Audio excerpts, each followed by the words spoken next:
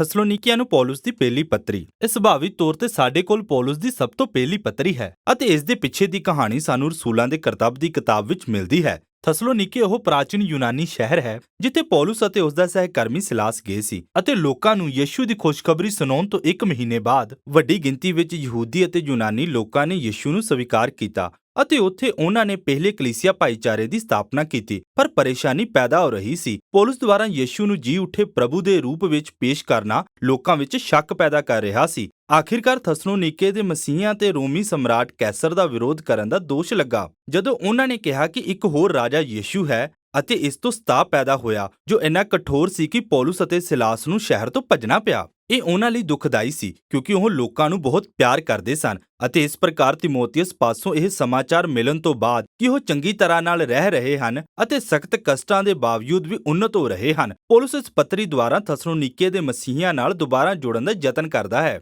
ਉਸਨੇ ਇਸ ਪੱਤਰੀ ਦੀ ਰਚਨਾ 2 ਮੁੱਖ ਵਿਸ਼ਿਆਂ ਨਾਲ ਕੀਤੀ। ਪਹਿਲਾ, ਯਿਸੂ ਦੇ ਪ੍ਰਤੀ ਉਹਨਾਂ ਦੀ ਵਿਸ਼ਵਾਸਯੋਗਤਾ ਦਾ ਆਨੰਦ ਮਨਾਇਆ ਜਾਂਦਾ ਹੈ ਅਤੇ ਫਿਰ ਉਹਨਾਂ ਨੂੰ ਯਿਸੂ ਦੇ ਪੈਰੋਕਾਰਾਂ ਵਜੋਂ ਵਾਧੇ ਰਹਿਣ ਦੀ ਚੁਣੌਤੀ ਦਿੰਦਾ ਹੈ ਅਤੇ ਫਿਰ ਇਹ ਦੋਵੇਂ ਵਿਸ਼ੇ 3 ਪ੍ਰਾਰਥਨਾਵਾਂ ਨਾਲ ਘਿਰੇ ਹੋਏ ਹਨ। ਇਹ ਪੱਤਰੀ ਧੰਨਵਾਦ ਦੀ ਪ੍ਰਾਰਥਨਾ ਨਾਲ ਸ਼ੁਰੂ ਹੁੰਦੀ ਹੈ। ਇਹ ਦੋਵੇਂ ਵਿਸ਼ੇ ਇੱਕ ਪ੍ਰਾਰਥਨਾ ਨਾਲ ਜੁੜੇ ਹੋਏ ਹਨ ਅਤੇ ਫਿਰ ਸਾਰੀਆਂ ਗੱਲਾਂ ਨੂੰ ਅੰਤਿਮ ਪ੍ਰਾਰਥਨਾ ਨਾਲ ਸਮਾਪਤ ਕੀਤਾ ਗਿਆ ਹੈ। ਇਹ ਇੱਕ ਸੁੰਦਰ ਰਚਨਾ ਹੈ। ਪੌਲੁਸ ਧੰਨਵਾਦ ਦਿੰਦੇ ਹੋਏ ਸ਼ੁਰੂ ਕਰਦਾ ਹੈ। ਉਹ ਥਸਲੋਨੀਕੀਆਂ ਦੇ ਵਿਸ਼ਵਾਸ, ਦੂਸਰਿਆਂ ਲਈ ਉਹਨਾਂ ਦੇ ਪ੍ਰੇਮ ਅਤੇ ਸਤਾਵ ਦੇ ਬਾਵਜੂਦ ਯਿਸੂ ਤੇ ਉਹਨਾਂ ਦੀ ਆਸ਼ਾ ਦਾ ਆਨੰਦ ਮਨਾਉਂਦਾ ਹੈ। ਉਹ ਉਹਨਾਂ ਦੇ ਮਨ ਪਰਿਵਰਤਨ ਦੀ ਕਹਾਣੀ ਨੂੰ ਦੁਹਰਾਉਂਦਾ ਹੈ ਕਿ ਉਹ ਕਿਸ ਪ੍ਰਕਾਰ ਮੂਰਤੀ ਪੂਜਕ ਅਤੇ ਬਹੁਤਿਆਂ ਦੇਵਤਿਆਂ ਦੇ ਵਿਸ਼ਵਾਸੀ ਸਨ ਅਤੇ ਉਹ ਅਜਿਹੇ ਸੱਭਿਆਚਾਰ ਵਿੱਚ ਰਹਿ ਰਹੇ ਸਨ ਜਿੱਥੇ ਸਾਰਾ ਜੀਵਨ ਯੂਨਾਨੀ ਅਤੇ ਰੋਮੀ ਦੇਵਤਿਆਂ ਦਾ ਆਦਰ ਕਰਨ ਵਾਲੀਆਂ ਵਿਧੀਆਂ ਅਤੇ ਪ੍ਰਥਾਵਾਂ ਵਿੱਚ ਰੁੱਝਿਆ ਹੋਇਆ ਸੀ। ਅਤੇ ਪੌਲੁਸ ਦੱਸਦਾ ਹੈ ਕਿ ਉਹ ਕਿਸ ਪ੍ਰਕਾਰ ਜਿਉਂਦੇ ਅਤੇ ਸੱਚੇ ਪਰਮੇਸ਼ਵਰ ਦੀ ਸੇਵਾ ਕਰਨ ਲਈ ਉਹਨਾਂ ਮੂਰਤੀਆਂ ਕੋਲੋਂ ਦੂਰ ਹੋ ਗਏ ਸਨ ਅਤੇ ਹੁਣ ਸਵਰਗ ਤੋਂ ਪਰਮੇਸ਼ਵਰ ਦੇ ਪੁੱਤਰ ਦੇ ਆਉਣ ਦਾ ਇੰਤਜ਼ਾਰ ਕਰ ਰਹੇ ਸਨ। ਇਸ ਲਈ ਥਸਲੋਨੀਕੇ ਵਰਗੇ ਸ਼ਹਿਰ 'ਚ ਇਸਰਾਇਲ ਦੇ ਸਿਰਜਣਹਾਰ ਪਰਮੇਸ਼ਵਰ ਅਤੇ ਰਾਜੇ ਯਿਸੂ ਪ੍ਰਤੀ ਵਫਾਦਾਰੀ ਲਈ ਇੱਕ ਕੀਮਤ ਚੁਕਾਉਣੀ ਪੈਂਦੀ ਸੀ ਜੋ ਗਵਾਂਢੀ ਤੋਂ ਵੱਖ ਹੋਣਾ ਅਤੇ ਆਪਣੇ ਹੀ ਪਰਿਵਾਰ ਦੀ ਦੁਸ਼ਮਣੀ ਸੀ। ਪਰ ਥਸਲੋਨੀਕੀਆਂ ਲਈ ਯਿਸੂ ਜੋ ਉਹਨਾਂ ਲਈ ਮਰਿਆ ਅਤੇ ਉਸ ਦਾ ਮਹਾਨ ਪਿਆਰ ਅਤੇ ਉਸ ਦੀ ਵਾਪਸੀ ਦੀ ਆਸ ਨੇ ਇਸ ਸਭ ਨੂੰ ਇਸ ਦੇ ਯੋਗ ਬਣਾ ਦਿੱਤਾ ਸੀ।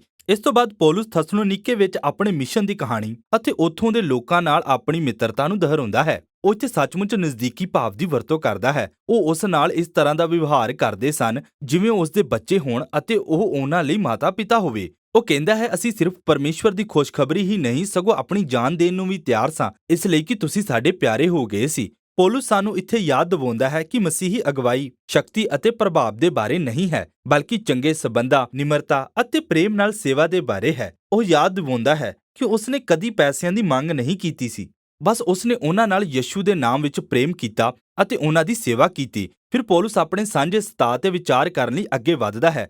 ਜਿਵੇਂ ਯਿਸੂ ਆਪਣੇ ਹੀ ਲੋਕਾਂ ਦੁਆਰਾ ਰੱਦ ਕਰਕੇ ਮਾਰ ਦਿੱਤਾ ਗਿਆ ਸੀ, ਉਸੇ ਤਰ੍ਹਾਂ ਪੌਲੁਸ ਉੱਤੇ ਆਪਣੇ ਹੀ ਯਹੂਦੀ ਲੋਕਾਂ ਦੁਆਰਾ ਸਤਾਵ ਹੋਇਆ ਸੀ ਅਤੇ ਥਸਲੋਨੀਕੇ ਦੇ ਲੋਕ ਵੀ ਆਪਣੇ ਯੂਨਾਨੀ ਗਵਾਂਢੀਆਂ ਵੱਲੋਂ ਵਿਰੋਧ ਦਾ ਸਾਹਮਣਾ ਕਰ ਰਹੇ ਹਨ। ਪੌਲੁਸ ਇਹ ਜਾਣ ਕੇ ਅਜੀਬ ਦਿਲਾਸਾ ਪਾਉਂਦਾ ਹੈ ਕਿ ਉਹਨਾਂ ਦਾ ਇਕੱਠੇ ਦੁੱਖ ਉਠਾਉਣਾ ਯਿਸੂ ਦੇ ਜੀਵਨ ਅਤੇ ਮੌਤ ਵਿੱਚ ਭਾਗੀਦਾਰ ਹੋਣ ਦਾ ਤਰੀਕਾ ਹੈ। ਇਸ ਤੋਂ ਬਾਅਦ ਪੌਲੁਸ ਉਸ ਦੁੱਖ ਨੂੰ ਸਾਂਝਾ ਕਰਦਾ ਹੈ ਜਿਸ ਦਾ ਉਸਨੇ ਉਦੋਂ ਅਨੁਭਵ ਕੀਤਾ ਜਦੋਂ ਉਸਨੇ ਸੁਣਿਆ ਕਿ ਉਹਦੇ ਅਤੇ ਸਿਲਾਸ ਦੇ ਉੱਥੋਂ ਚਲੇ ਜਾਣ ਤੋਂ ਬਾਅਦ ਥਸਲੋਨੀਕੀਆਂ ਨੂੰ ਕਿਸ ਤਰ੍ਹਾਂ ਮੁਸ਼ਕਲਾਂ ਦਾ ਸਾਹਮਣਾ ਕਰਨਾ ਪਿਆ। ਇਸ ਲਈ ਉਸਨੇ ਉਹਨਾਂ ਦੀ ਸਹਾਇਤਾ ਲਈ ਅਤੇ ਉਹਨਾਂ ਦਾ ਹਾਲ ਜਾਣਨ ਲਈ ਤਿਮੋਥੀਅਸ ਨੂੰ ਭੇਜਿਆ। ਉਸ ਨੂੰ ਇਹ ਜਾਣ ਕੇ ਖੁਸ਼ੀ ਹੋਈ ਕਿ ਤਿਮੋਥੀਅਸ ਨੇ ਜਾਣਿਆ ਕਿ ਉਹ ਮਜ਼ਬੂਤ ਹੋ ਰਹੇ ਹਨ। ਉਹ ਯਿਸੂ ਦੇ ਪ੍ਰਤੀ ਵਫਾਦਾਰ ਸਨ। ਉਹ ਪਰਮੇਸ਼ਵਰ ਅਤੇ ਆਪਣੇ ਗੁਆਂਢੀਆਂ ਪ੍ਰਤੀ ਪ੍ਰੇਮ ਨਾਲ ਭਰੇ ਹੋਏ ਸਨ ਅਤੇ ਉਹ ਪੌਲੁਸ ਦੀ ਉਨੀ ਹੀ ਉਤਸੁਕਤਾ ਨਾਲ ਉਡੀਕ ਕਰ ਰਹੇ ਸਨ ਜਿੰਨਾ ਪੌਲੁਸ ਉਹਨਾਂ ਦੀ ਉਡੀਕ ਕਰ ਰਿਹਾ ਸੀ। ਫਿਰ ਪੌਲੁਸ ਧੀਰਜ ਦੀ ਪ੍ਰਾਰਥਨਾ ਨਾਲ ਸਮਾਪਤ ਕਰਦਾ ਹੈ। ਇੱਥੇ ਉਹ ਬਹੁਤ ਹੀ ਵਧੀਆ ਢੰਗ ਨਾਲ ਉਸ ਮੁੱਖ ਵਿਸ਼ੇ ਦੀ ਜਾਣਕਾਰੀ ਦਿੰਦਾ ਹੈ ਜਿਸ ਨੂੰ ਉਹ ਪੱਤਰੀ ਨੂੰ ਦੂਜੇ ਅੱਧ ਭਾਗ ਵਿੱਚ ਦੱਸਣ ਵਾਲਾ ਹੈ। ਉਹ ਪ੍ਰਾਰਥਨਾ ਕਰਦਾ ਹੈ ਜਦੋਂ ਕਿ ਉਹ ਆਪਣੀ ਆਸ ਰਾਜਾ ਯਿਸੂ ਦੀ ਵਾਪਸੀ ਵੱਲ ਰੱਖਦੇ ਹਨ। ਪਰਮੇਸ਼ਵਰ ਉਹਨਾਂ ਦੇ ਪ੍ਰੇਮ ਕਰਨ ਦੀ ਸਮਰੱਥਾ ਨੂੰ ਵਧਾਵੇ ਅਤੇ ਪਵਿੱਤਰਤਾ ਵਿੱਚ ਬਣੇ ਰਹਿਣ ਲਈ ਉਹਨਾਂ ਨੂੰ ਸਮਰੱਥਾ ਦੇਵੇ। ਫਿਰ ਉਹ ਪੱਤਰੀ ਦੇ ਦੂਸਰੇ ਵਿਸ਼ੇ ਦਾ ਆਰੰਭ ਇਸ ਤਰ੍ਹਾਂ ਦੇ ਜੀਵਨ ਜਿਉਣ ਲਈ ਚੁਣੌਤੀ ਦੇ ਕੇ ਕਰਦਾ ਹੈ ਜੋ ਯਿਸੂ ਦੀਆਂ ਸਿੱਖਿਆਵਾਂ ਤੇ ਆਧਾਰਿਤ ਹੈ। ਇਸ ਦਾ ਮਤਲਬ ਸਭ ਤੋਂ ਪਹਿਲਾਂ ਪਵਿੱਤਰਤਾ ਅਤੇ ਜਿਸਮਾਨੀ ਸ਼ੁੱਧਤਾ ਗੰਭੀਰ ਸਮਰਪਣ ਹੈ। ਉਹਨਾਂ ਦੇ ਚਾਰੇ ਪਾਸੇ ਇੱਕ ਵਿਭਚਾਰੀ ਤੇ ਵਿਨਾਸ਼ਕਾਰੀ ਸੱਭਿਆਚਾਰ ਸੀ। ਉਸ ਦੇ ਉਲਟ ਉਹਨਾਂ ਨੂੰ ਯਿਸੂ ਦੀਆਂ ਉਹਨਾਂ ਸਿੱਖਿਆਵਾਂ ਦਾ ਪਾਲਣ ਕਰਨਾ ਸੀ ਜੋ ਸਮਰਪਿਤ ਵਿਵਹਾਰਿਕ ਸੰਬੰਧ ਵਿੱਚ ਹੀ ਸ਼ਕਤੀ ਤੇ ਸੁੰਦਰਤਾ ਨੂੰ ਅਨੁਭਵ ਕਰਨ ਦੇ ਬਾਰੇ ਸੀ। ਪਰਮੇਸ਼ਵਰ ਵਿਭਚਾਰ ਨੂੰ ਬਹੁਤ ਗੰਭੀਰਤਾ ਨਾਲ ਲੈਂਦਾ ਹੈ। ਪੌਲੁਸ ਕਹਿੰਦਾ ਹੈ ਕਿ ਇਹ ਲੋਕਾਂ ਅਤੇ ਉਹਨਾਂ ਦੇ ਮਾਨ ਦਾ ਨਿਰਾਦਰ ਕਰਦਾ ਤੇ ਉਹਨਾਂ ਨੂੰ ਨਸ਼ਟ ਕਰਦਾ ਹੈ। ਯਿਸੂ ਦੇ ਪਿੱਛੇ ਚੱਲਣ ਦਾ ਅਰਥ ਪ੍ਰੇਮ ਅਤੇ ਦੂਜਿਆਂ ਦੀ ਸੇਵਾ ਕਰਨ ਦਾ ਸਮਰਪਣ ਵੀ ਹੈ। ਇਸ ਲਈ ਪੌਲੁਸ ਨੇ ਉਹਨਾਂ ਨੂੰ ਨਿਰਦੇਸ਼ ਦਿੱਤੇ ਕਿ ਸ਼ਹਿਰ ਵਿੱਚ ਮਸੀਹਾਂ ਨੂੰ ਭਰੋਸੇਮੰਦ ਲੋਕਾਂ ਵਜੋਂ ਜਾਣਿਆ ਜਾਣਾ ਚਾਹੀਦਾ ਹੈ ਜੋ ਅਸਲ ਵਿੱਚ ਸਖਤ ਮਿਹਨਤ ਕਰਦੇ ਹਨ, ਨਾ ਕਿ ਸਿਰਫ ਪੈਸੇ ਕਮਾਉਣ ਲਈ ਬਲਕਿ ਇਸ ਲਈ ਕਿ ਉਹਨਾਂ ਕੋਲ ਇੰਨੇ ਸਾਧਨ ਹੋਣ ਜਿਸ ਨਾਲ ਉਹ ਆਪਣੀਆਂ ਜ਼ਰੂਰਤਾਂ ਪੂਰੀਆਂ ਕਰ ਸਕਣ ਅਤੇ ਖੁੱਲ੍ਹਦਿਲੀ ਨਾਲ ਗਰੀਬਾਂ ਦੀਆਂ ਜ਼ਰੂਰਤਾਂ ਵੀ ਪੂਰੀਆਂ ਕਰ ਸਕਣ। ਉਸ ਦੇ ਬਾਅਦ ਪੌਲੁਸ ਇਸ ਤਰ੍ਹਾਂ ਦੇ ਕਈ ਸਵਾਲਾਂ ਦੇ ਜਵਾਬ ਦਿੰਦਾ ਹੈ ਜੋ ਥਸਲੋਨੀਕੀਆਂ ਨੇ ਯਿਸੂ ਦੀ ਵਾਪਸੀ ਦੀ ਆਸ ਬਾਰੇ ਉਠਾਏ ਸਨ।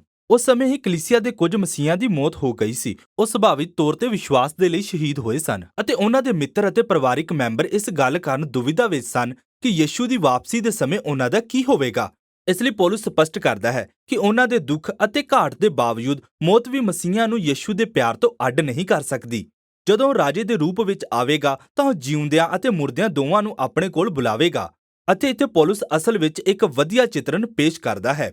ਉਹ ਇਦਾਂ ਦੀ ਭਾਸ਼ਾ ਸ਼ੈਲੀ ਦੀ ਵਰਤੋਂ ਕਰਦਾ ਹੈ ਜਿਸ ਦਾ ਇਸਤੇਮਾਲ ਆਮ ਤੌਰ ਤੇ ਉਦੋਂ ਕੀਤਾ ਜਾਂਦਾ ਸੀ ਜਦੋਂ ਕੈਸਰ ਦੇ ਅਧੀਨ ਨਗਰ ਕੈਸਰ ਦੀ ਆਮਦ ਤੇ ਉਸ ਨੂੰ ਮਿਲਣ ਜਾਂ ਉਸ ਦਾ ਸਵਾਗਤ ਕਰਨ ਲਈ ਆਪਣੇ ਪ੍ਰਤੀਨਿਧੀਆਂ ਨੂੰ ਭੇਜਦਾ ਸੀ।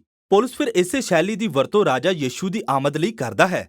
ਉਸ ਦਾ ਸਵਾਗਤ ਉਸ ਦੇ ਆਪਣੇ ਲੋਕਾਂ ਦੁਆਰਾ ਹੀ ਕੀਤਾ ਜਾਵੇਗਾ ਜੋ ਹਵਾ ਵਿੱਚ ਪ੍ਰਭੂ ਨੂੰ ਮਿਲਣਗੇ ਅਤੇ ਉਹਨਾਂ ਨੂੰ ਇਸ ਜਗਤ ਵਿੱਚ ਲੈ ਆਉਣਗੇ ਜਿੱਥੇ ਉਹ ਆਪਣਾ ਨਿਆਂ ਤੇ ਸ਼ਾਂਤੀ ਦਾ ਰਾਜ ਸਥਾਪਿਤ ਕਰੇਗਾ। ਪੌਲੁਸ ਫਿਰ ਥਸਲੋਨੀਕੇ ਦੇ ਲੋਕਾਂ ਤੋਂ ਇਹ ਚਾਹੁੰਦਾ ਹੈ ਕਿ ਵੇਖੋ ਕਿ ਉਹ ਕਿਸ ਤਰ੍ਹਾਂ ਇਹ ਆਸ ਯਿਸੂ ਦੇ ਪ੍ਰਤੀ ਉਹਨਾਂ ਦੇ ਵਿਸ਼ਵਾਸ ਨੂੰ ਵਧਾਉਂਦੀ ਹੈ। ਇਸ ਲਈ ਉਹ ਰੋਮ ਦੀ ਪ੍ਰਸਿੱਧ ਮਾਨਤਾ ਦਾ ਮਜ਼ਾਕ ਉਡਾਉਂਦਾ ਹੈ ਕਿ ਕੈਸਰ ਹੀ ਹੈ ਜੋ ਸ਼ਾਂਤੀ ਅਤੇ ਸੁਰੱਖਿਆ ਲੈ ਆਵੇਗਾ। ਬੇਸ਼ੱਕ ਰੋਮ ਵਿੱਚ ਸ਼ਾਂਤੀ ਹਿੰਸਾ ਨਾਲ, ਆਪਣੇ ਦੁਸ਼ਮਣਾਂ ਨੂੰ ਗੁਲਾਮ ਬਣਾਉਣ ਨਾਲ ਅਤੇ ਸੈਨਾ ਦੁਆਰਾ ਕਬਜ਼ਾ ਕਰਨ ਤੋਂ ਆਈ ਸੀ ਅਤੇ ਪੌਲੁਸ ਚੇਤਾਵਨੀ ਦਿੰਦਾ ਹੈ ਕਿ ਇੱਕ ਦਿਨ ਯਿਸੂ ਰਾਜਾ ਦੇ ਰੂਪ ਵਿੱਚ ਆਵੇਗਾ ਅਤੇ ਇਸ ਤਰ੍ਹਾਂ ਦੇ ਅਨਿਆਂ ਨੂੰ ਖਤਮ ਕਰੇਗਾ। ਰਾਜਾ ਯਿਸੂ ਦੇ ਪਿੱਛੇ ਚੱਲਣ ਵਾਲਿਆਂ ਨੂੰ ਵਰਤਮਾਨ ਵਿੱਚ ਇਸ ਤਰ੍ਹਾਂ ਰਹਿਣਾ ਚਾਹੀਦਾ ਹੈ ਕਿ ਜਾਣੋ ਭਵਿੱਖ ਆ ਚੁੱਕਾ ਹੈ। ਉਹਨਾਂ ਦੇ ਚਾਰੇ ਪਾਸੇ ਮਨੁੱਖੀ ਬੁਰਾਈ ਦੇ ਬਾਵਜੂਦ ਉਹਨਾਂ ਨੂੰ ਸ਼ਾਂਤ ਤੇ ਜਾਗਰੂਕ ਰਹਿਣਾ ਚਾਹੀਦਾ ਹੈ ਕਿਉਂਕਿ ਪਰਮੇਸ਼ਵਰ ਦੇ ਰਾਜ ਦਾ ਪ੍ਰਕਾਸ਼ ਧਰਤੀ ਤੇ ਇਸ ਤਰ੍ਹਾਂ ਪ੍ਰਗਟ ਹੋਇਆ ਹੈ ਜਿਸ ਤਰ੍ਹਾਂ ਸਵਰਗ ਵਿੱਚ ਹੈ। ਪੌਲੁਸ ਇਹਨਾਂ ਉਪਦੇਸ਼ਾਂ ਨੂੰ ਉਸੇ ਤਰ੍ਹਾਂ ਹੀ ਸਮਾਪਤ ਕਰਦਾ ਹੈ ਜਿਵੇਂ ਸ਼ੁਰੂ ਕੀਤਾ ਸੀ। ਉਸਨੇ ਸ਼ੁਰੂ ਕੀਤਾ ਸੀ ਇੱਕ ਆਸ ਭਰੀ ਪ੍ਰਾਰਥਨਾ ਦੇ ਨਾਲ ਕਿ ਪਰਮੇਸ਼ਵਰ ਉਹਨਾਂ ਦੇ ਜੀਵਨਾਂ ਨੂੰ ਆਪਣੀ ਪਵਿੱਤਰਤਾ ਨਾਲ ਭਰੇ ਤਾਂ ਜੋ ਉਹ ਉਹਨਾਂ ਨੂੰ ਯਿਸੂ ਦੀ ਵਾਪਸੀ ਤੱਕ ਨਿਰਦੋਸ਼ ਬਣਾ ਕੇ ਅਲੱਗ ਰੱਖੇ।